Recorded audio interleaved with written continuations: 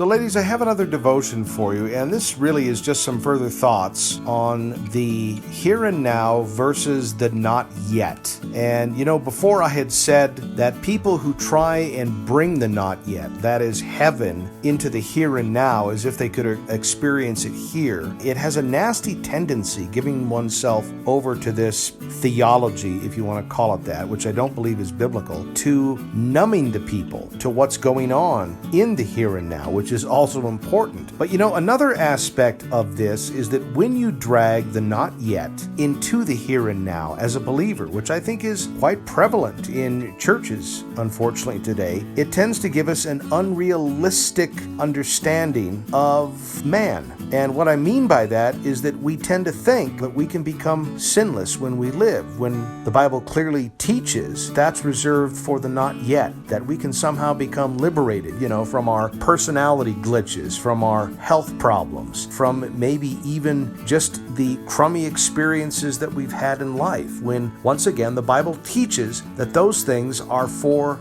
the not yet. And I think when we continue to give ourselves over to this type of false theology, it also causes us to, I think, sweep under the carpet, and I hate to use that term, people who don't measure up, who aren't liberated entirely in this life. People, believers within our churches who continue to struggle with sin, who continue to have personality issues. We tend to label those people as maybe not spiritual enough, or, they just haven't worked hard enough on their issue with the Lord, that kind of stuff. And in so doing, we in a sense damn these people while they live.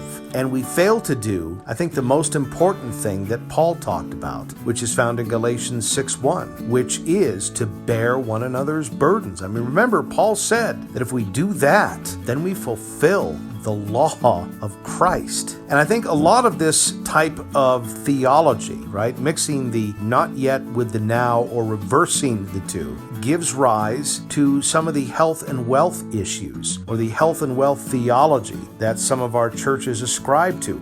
And it's not necessarily that I'm against health and wealth. I have done additional thinking on this, and I think it's very obvious that the Bible does teach health and wealth, but I'm going to qualify it here. True health and true wealth are not found in the here and now. They're found in the not yet. True hope for our sinful condition is not found in the here and now. You see, it's found in the not yet. And let me just say this, I think a real test of true godliness, of true Christ-centeredness, is learning to accept the here and now with all its flaws, with all its limitations, while at the same time patiently waiting for the not yet. God bless you both.